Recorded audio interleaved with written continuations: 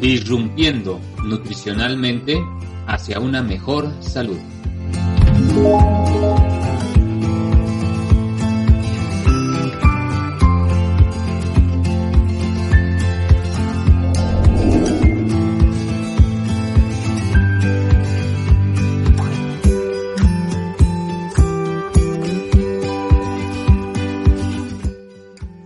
Disrumpiendo nutricionalmente hacia una mejor salud.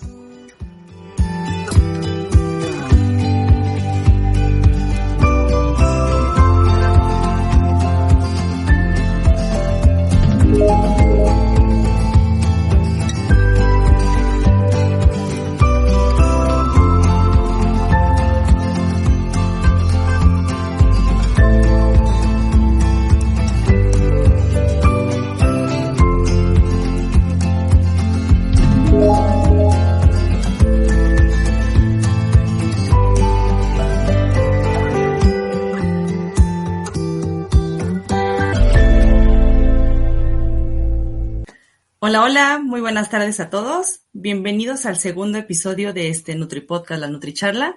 Les saluda Itzel Morales, nutrióloga, y el día de hoy voy a estar con ustedes hablando de un tema muy interesante. Antes que nada, le mando saludos al nutriólogo Ledesma, que seguramente estará con nosotros en el siguiente episodio. Y bueno, pues hoy vamos a hablar de síndrome de ovario poliquístico y nutrición. Quise hablarles de este tema porque es más común de lo que creemos. En realidad es importante tenerlo en cuenta porque es uno de los principales motivos de consulta. Y vamos a ver por qué es tan común, más de lo que se cree. Podemos verlo desde nuestros familiares, los pacientes mismos. Pero antes que nada, quiero comenzar poniéndonos en contexto un poquito con respecto a qué es un síndrome. Un síndrome es un conjunto de signos y síntomas que se van a presentar de manera simultánea, que van a formar parte de un cuadro patológico de una enfermedad en sí o de varias enfermedades, que a su vez, van a tener ciertas características específicas. Y un síndrome también es importante comentarlo porque puede aparecer un tiempo, desaparecer y puede exacerbarse en cualquier momento si no tiene algún control. Y bueno, esto pasa precisamente con el ovario poliquístico. Es un síndrome de origen multifactorial, quiere decir que tiene varias causas, no solamente una en específico, que tiene que ver con una alteración endocrino-metabólica en ese sentido, ¿sí? Y tiene que ver también con una cuestión neurológica que vamos a ver un poquito más adelante y desde luego relacionado con hormonas. Y esta parte etiológica tiene mucho que ver con la cuestión de la obesidad, especialmente con los hábitos higiénico-dietéticos y la obesidad específicamente. Esta inflamación de bajo grado que trae consigo muchas alteraciones, en este caso a nivel hormonal. Y desde luego también aquí deriva algo bien interesante. En la adolescencia, cuando se tiene la menarca, que es la primera menstruación, si estas jovencitas llegan a tener obesidad o sobrepeso en esa etapa de su vida, pues son más propensas a desarrollar ovario poliquístico en edades adultas o simplemente en una edad fértil, porque hay que saber que esta enfermedad o este síndrome, mejor dicho, está dado en una edad fértil de la mujer específicamente. También tiene mucho que ver con la herencia, la cuestión del cuadro patológico tiene que ver con esta situación y algunos otros factores que pueden desencadenarlo, pero específicamente la cuestión de la obesidad y el sobrepeso específicamente. Entonces vamos a ver ahora algunos datos que quiero que conozcamos, sobre todo de la cuestión fisiológica. Y bueno, les quiero comentar que yo tenía un maestro en una universidad que nos comentaba que para poder conocer la condición patológica de alguna situación del cuerpo humano, es importante conocer la normalidad o bien las cuestiones que son en salud, por así decirlo. Entonces vamos a ver cómo es que funciona el ciclo ovulatorio de forma normal para poder entender un poquito la cuestión patológica. Y es que de forma normal se rige mucho la cuestión, sobre todo neurológica, con las hormonas y algunos órganos diana. En este caso vamos a hablar del eje hipotálamo-hipófisis y cómo va a interactuar con el ovario y el endometrio a su vez.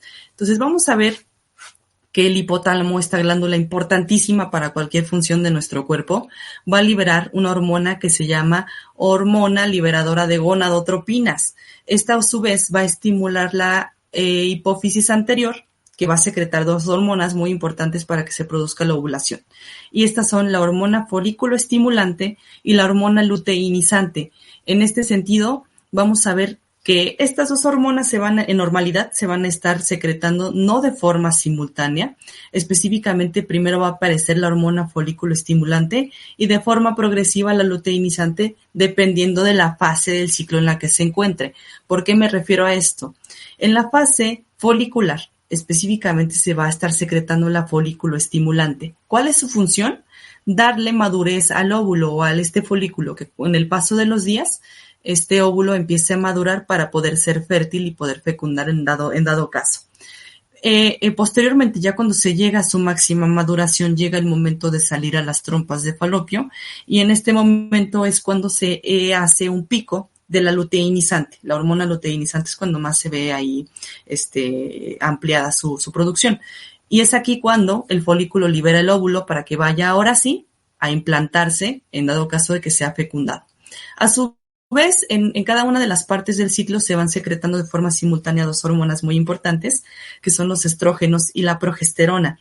Por su parte, los estrógenos se van produciendo sobre todo en esta fase folicular, no intervienen tanto en la fase posterior, que es la fase lútea, que ahorita vamos a ver.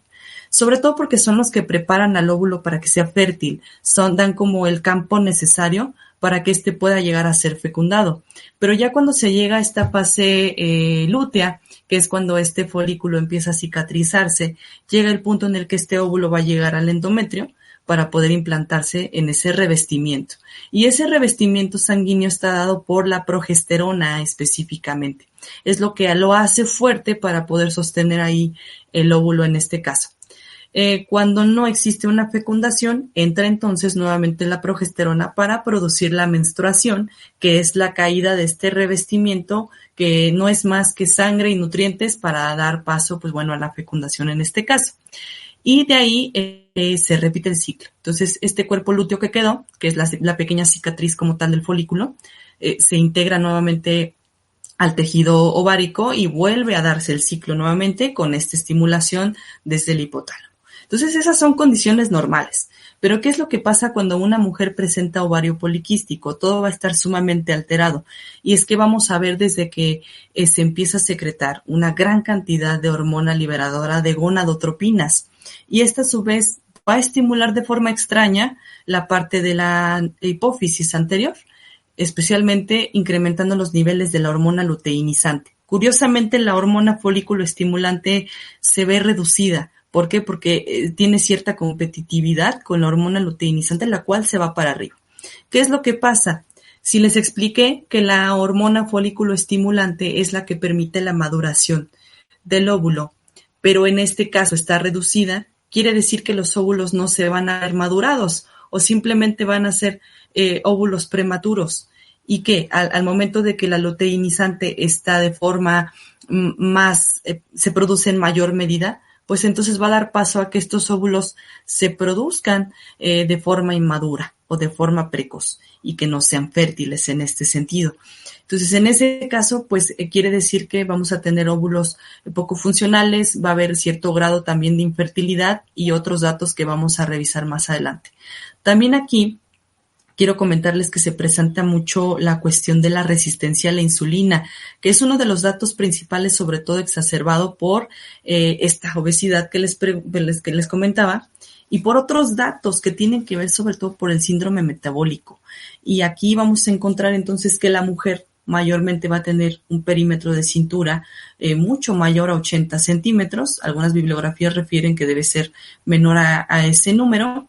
También va a presentar cierta resistencia a la insulina o en dado caso diabetes también, algunas alteraciones a nivel cardiovascular, desde luego hipertensión y algunas dislipidemias. Y se empieza a presentar aún más concentrado esta inflamación de bajo grado, sobre todo se ve en la parte de cómo es que el colesterol HDL disminuye y el LDL se va a ver por encima. Entonces todos estos datos tienen mucho que ver. Pero aquí lo que nos interesa verdaderamente es la resistencia a la insulina, que está muy de la mano con la producción de la hormona luteinizante. En este caso, entonces, si una eleva, también la otra van a estar ahí de la mano, como les digo, elevándose en conjunto. Y este proceso, pues, todavía va a empeorar los niveles, sobre todo de la cuestión de la ovulación de la mujer, y tiene también que ver mucho con la producción de una sustancia que se produce a nivel del hígado, que específicamente esta se llega a producir para permitir que los niveles de testosterona no se vean tan alterados. Hablo de la hormona, en sí es una globulina, es la globulina fijadora de esteroides sexuales. Entonces, cuando esta se ve disminuida, la testosterona se ve aumentada y empieza a haber algo que se llama hiperandrogenismo, que es el aumento de los andrógenos, que son hormonas de tipo masculinas que van a empezar a predominar en un cuerpo femenino en este caso. Entonces, ¿qué es lo que pasa aquí? Que esto va a traer consigo algunos datos, algunos signos, y hablamos entonces de dos aspectos importantes, que es el hirsutismo y el acné o seborrea. El hirsutismo me refiero al crecimiento de vello en zonas donde normalmente la mujer no debería tener tanto vello. Hablo, por ejemplo, en la zona del bigote, la zona del mentón, muchas veces en axilas, en la ingle, piernas, brazos, etc. Entonces se ve aumentado este dato. Otro de los signos, como les comentaba, parte del hiperandrogenismo, es la acné o la acné y seborrea. Esto, sobre todo cuando tenemos la ovulación, pues llega a haber algunos brotes, en este caso de erupciones cutáneas, pero no necesariamente un acné exacerbado. Y en este caso se ve un acné persistente, un acné severo, muchas veces. Y ya cuando se presenta un grado de ovario poliquístico muy avanzado, se llega a presentar en algunas mujeres alopecia.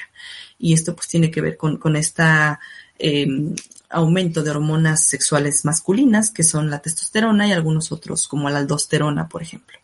De aquí vamos a ver otros datos importantes que ante la ecografía se llegan a ver, que desde luego es la presencia de quistes en ovarios, que puede ser poliquístico, o sea que se llena de varios quistes, o algunos pequeños, que definitivamente pueden incrementar su tamaño ante el mismo descuido propio pues del ovario poliquístico. Parte de ello también, algo bien interesante, es el dato que se muestra, que es muy común verlo en estas mujeres, es la acanthosis nigricans. Podemos observar una pigmentación o una coloración distinta, sobre todo en algunos pliegues y algunos dobleces como tal corporales, específicamente en la parte posterior. Lo podemos observar en esta zona y muchas veces creemos, incluso las pacientes creen que es porque no se tallaron bien o porque es una quemadura o probablemente como costrita del mismo sol o algo por el estilo, ¿no? Pero no es así. Es un signo clínico que denota que hay una alteración a nivel de la glucosa, específicamente una resistencia a la insulina, y es muy común verlo en mujeres que presentan ovario poliquístico. Y es que también es importante comentarlo porque muchas veces la industria, específicamente la industria cosmética, nos hace entender que esta situación se puede controlar a través de una crema o de algún producto de belleza, por así decirlo, que nos dicen, no, es que tal crema te va a quitar esa pigmentación y recurrimos a eso cuando en realidad no es un problema estético, es un problema metabólico que hay que atender y sobre todo pues aquí existen muchos pilares para esta situación. Y bien, pues otro de los datos también que se presenta y que son de los más, a lo mejor, marcadores más certeros, pues la cuestión de la dismenorrea o la menorrea, que es la falta de menstruación. Y de hecho, muchas de las mujeres se dan cuenta que tienen un problema cuando empieza a faltar la menstruación. Hasta entonces, cuando ya ciertamente pues se ha avanzado un poco la situación. Y de aquí podemos entender que también la mujer tiene muchos problemas para ser fértil. La infertilidad aquí se ve bien común.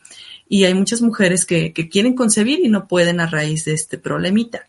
Pero hay que saber que dentro de todo esto es un padecimiento, es un síndrome que se puede estar controlando de forma bastante adecuada y créanme que la alimentación tiene un beneficio impresionante en estas mujeres. También el tratamiento médico llega a ser muy útil. En algunas ocasiones se suele otorgar un tratamiento hormonal como algunos anticonceptivos orales o también el uso de metformina, sobre todo cuando la paciente pues ya tiene un grado de resistencia a la insulina o incluso la presencia de diabetes. Pero de no necesitarse el tratamiento nutricional y la actividad física tienen grandes beneficios. Dentro de la cuestión nutricional, sobre todo se requiere o cuáles son los objetivos que debemos de buscar nosotros como nutriólogos para una paciente que presenta ovario poliquístico. Y yo los englobo en estos, los que les voy a comentar. El primero es tratar de regular su menstruación o su ciclo de ovulación. En este caso nos vamos a dar cuenta cómo, si la paciente pues tiene alguna dismenorrea o alguna menorrea, va a comenzar poco a poco a estabilizar eso y volver a menstruar. Vamos a empezar a tener ese dato inicialmente. De ser posible, hay que controlar los datos de hiperandrogenismo si es que los presenta. Y una de las más importantes también es el control de peso, pero específicamente la pérdida de grasa corporal. Porque bueno, en este caso, si nos concentramos específicamente en el dato, en el número de peso que nos marca la báscula, pues vamos a tener ahí algunos conflictos, porque específicamente pues también existe masa muscular, existe la cuestión ósea, las vísceras. Entonces, no todo es el peso. Es un dato muy importante, pero no todo deriva de ahí. Para mí es muy importante que reduzca su perímetro de cintura, que sea menor, en este caso, desde 88 a 80 centímetros menor. ¿Sí? Ahí ya estaríamos cuidando el riesgo cardiovascular que puede llegar a presentarse. Y de esto, pues vamos a ver entonces que se requiere un déficit calórico sostenido en el tiempo, un déficit que se adapte a sus condiciones, porque muchas veces hacemos déficit calórico muy agresivo cuando la paciente desiste de su tratamiento. Entonces es importante saber cómo se encuentra actualmente en forma de hábitos de alimentación para así mismo poder dar pauta a su tratamiento nutricional. De aquí los nutrientes, es importante también considerarlos, no solo las calorías. También aquí muchas veces se restringen sobremanera la parte de los carbohidratos, cuando es necesario revisar más que nada el tipo de carbohidrato, más que sí la cantidad importa, pero más la calidad del mismo carbohidrato, ¿sí? No necesariamente irnos tan abajo de la normalidad para una mujer adulta o lo que requiere en sí de forma individualizada, pero sí revisar el tipo de carbohidrato es indispensable. Aquí casi los carbohidratos simples o de tipo industrializados van a estar muy bajitos. La parte de proteína también es importante, y no solamente de origen animal, sino proteínas totales en la dieta.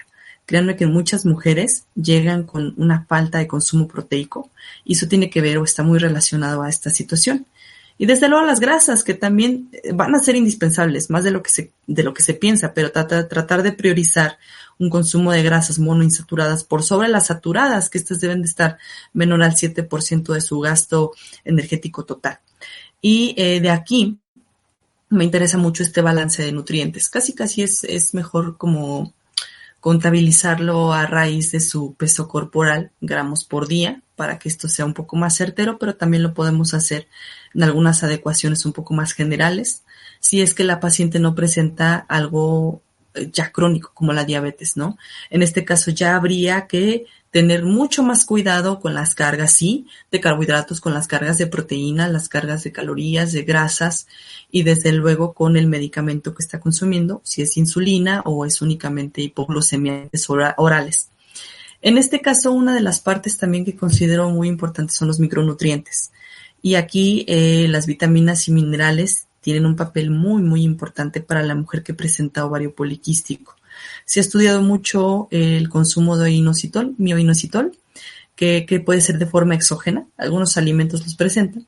Sobre todo lo vamos a encontrar en los vegetales, frutas, verduras y demás. Y algunos cereales también de tipo integrales. Algunos alimentos de origen animal, como algunas vísceras, desde luego el hígado llega a presentar algunas cargas de inositol. Y algunos otros alimentos que forman parte de nuestra dieta más equilibrada, ¿sí? No lo vamos a encontrar definitivamente en alimentos que son ultraprocesados o procesados, pero sí en alimentos que llegan a ser de mejor calidad nutricional. Y de aquí podemos estar viendo esta sustancia que es muy estudiada, sobre todo porque tiene mucho que ver con esta respuesta de las células ante estímulos, o sea, ante los neurotransmisores. Las células se van a comportar mejor y van a poder señalizarse mucho mejor en este caso. Se dice que tiene mucha relación igual con la fertilidad y con esta síntesis de grasas. Entonces sabemos que muchas de las hormonas que tienen que ver con la cuestión sexual en la parte femenina y masculina, pues definitivamente tienen una base grasa. Entonces si tenemos este control a nivel sobre todo metabólico, pues vamos a tener que ayudar a la parte hormonal. Yo siempre he dicho que controlando hormonas se controlan muchos de nuestros problemas, entonces es importante tener mucha atención ahí. Y desde luego quiero comentarles que hay que priorizar la actividad física. El ejercicio es indispensable en todos, pero si hablamos de ovario poliquístico, un peso muy importante es el ejercicio de fuerza. Se ha comprobado mucho su efectividad sobre todo por esta sensibilidad o esta ayuda a sensibilizar al cuerpo a la producción o a la absorción como tal de la insulina. Entonces, son datos que debemos de considerar. Y específicamente porque no son enfermedades, no son síndromes, son pacientes los que vamos a tratar. Entonces, si el paciente llega a tener cierto padecimiento, pues vamos a tratar de enfocar lo que mejor le convenga. Pero sí, de verdad es importante tener mucho en cuenta eso, como pacientes, como profesionales, y que sea un trabajo multidisciplinario. Aquí el nutriólogo tiene un papel bien importante, así como el médico, así como muchas veces la asistencia psicológica se requiere.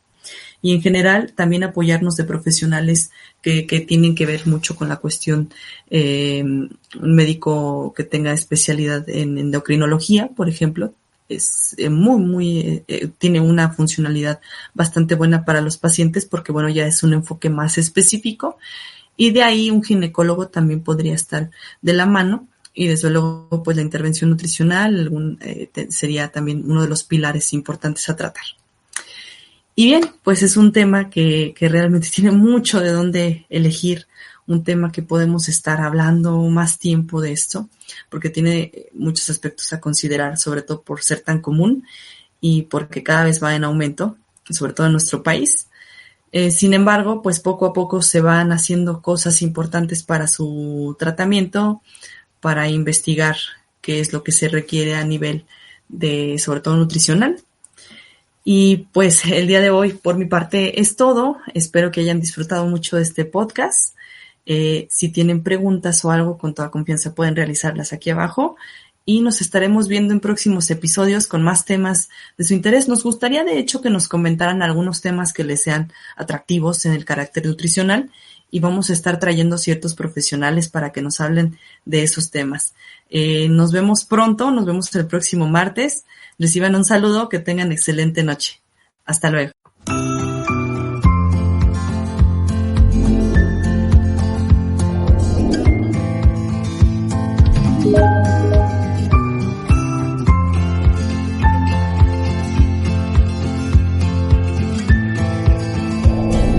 Disrumpiendo nutricionalmente hacia una mejor salud.